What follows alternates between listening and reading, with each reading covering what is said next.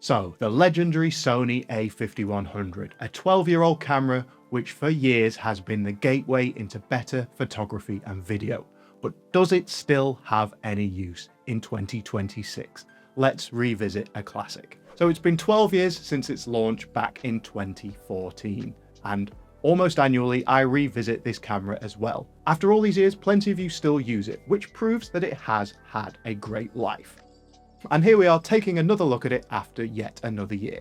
Let's see if this classic is still good enough. So the sensor on this camera is a 24.3 megapixel CMOS sensor, which has now been superseded on newer cameras such as the a6700 and the ZV-E10 Mark II with a 26 megapixel CMOS Exmor R sensor. But for a long time, this was the sensor used on all Sony APS-C cameras up until 2023. And this is where we've started to see a big uptick in quality of Sony APS-C cameras. But this sensor is still capable of decent video and sharp images.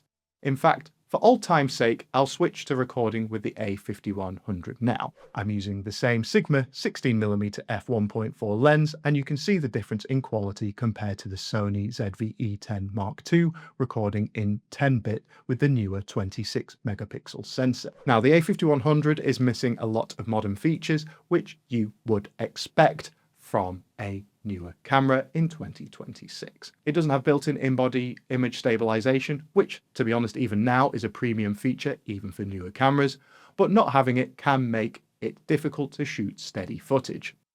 There are plenty of lenses with built-in stabilization, such as the 16 to 50mm kit lens, so if you're focusing on video, this is worth remembering that stabilization helps a lot.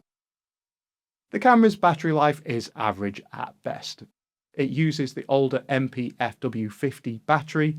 This is a small battery, which does help keep the camera compact, but you can burn through a whole charge pretty quickly. Also, as this camera is no longer in production and harder to be available new, the battery degradation does mean that your camera's battery life is probably getting shorter and shorter all the time. I have certainly found this over the last 10 years or so of owning this camera. As this camera is super compact, there is no EVF, which is the electronic viewfinder, which can be quite a big drawback, especially for photography.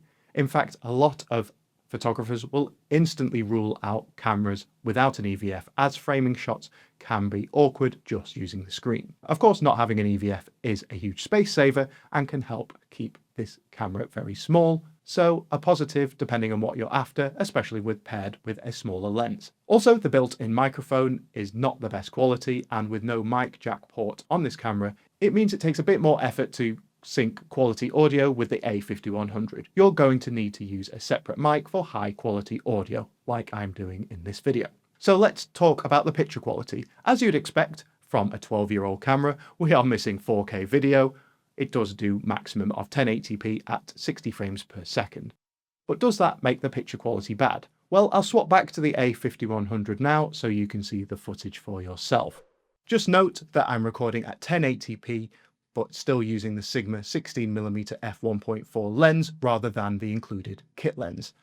So for video, hopefully you can see that it's still decent enough, but in comparison to the ZV-E10 Mark II, of course, it will look worse. As for picture quality for photos, all the examples in this video have been taken with the a5100, so you can see what the camera is capable of overall. And the quality is good for both photography and video, especially when paired with a good lens. Something to remember, especially when picking up an a5100, is to check that it is on the latest firmware version. Now, this latest version has been available since 2016, but not everyone will have had their camera up to date. So it's worth checking that the camera is on version 3.10, which means you'll get the best performance of this camera and improved compatibility with newer lenses. If it's on an older version, then don't worry, installing is simple. You can watch this quick video guide on how to do that.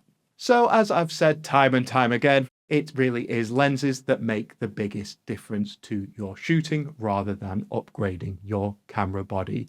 And the same is exactly the same with this old classic, the a5100.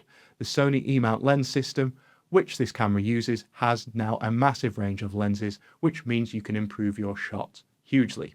from the Sigma 16mm f1.4, which is brilliant for YouTube videos like this. Prime lenses like this, which have a wide aperture, make for super sharp images with very little noise and can be used in low light situations. If you need a zoom, the Sigma 18 to 50mm f2.8 is the perfect kit lens replacement, or if you need a massive zoom, then the Sony 70 to 350mm, which is a telephoto powerhouse, is great for sports and wildlife. You can get all these types of shot with the a5100 just by changing your lens. Now for reviews of all these lenses, please subscribe to the channel. And if you're enjoying this review, revisiting the classic a5100, drop a like on the video. It really helps me out a lot. And it's great to hear from you old a5100 users. Who is still using this camera? I'd love to know. But okay, the a5100 does still have a lot of positives, even if they're not cutting edge. It has full HD 1080p video recording quality. This is very good, despite it not being 4K.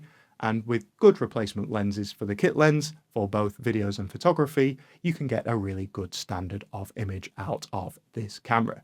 And of course, this camera is tidy, making it a great option for vlogging or shooting for short films. The camera also has a 180-degree flippable touchscreen, making it much easier to frame shots from unique angles. The camera is also small and lightweight, making it great for travel and vlogging. With a small lens, it will fit in quite a small pocket. Another useful feature of the a5100 is live streaming. Pairing this camera with a capture card makes this camera a great choice for getting started with streaming, either on websites like Twitch or using it as a webcam for video calls. Its a compact size and sharp image quality makes it a much better option than pretty much any webcam that you can get out there. I still use this quite a lot for as a webcam, and people always comment on how great it looks, and so you can get high quality without breaking the bank. So after 12 years, what is the price of the a5100? Well, it's worth remembering that this camera isn't in production anymore, making finding a new one much more difficult. And this leads to massive variations in the price. At the time of recording, the price on Amazon is hilariously high for the a5100, around $640, which I need to be very clear about. This camera is not worth this much money. Do not buy one brand new for that price. You might find one cheaper somewhere else, brand new, but not that kind of price. So as I've suggested previously, the best way to get hold of this camera at a reasonable price is secondhand.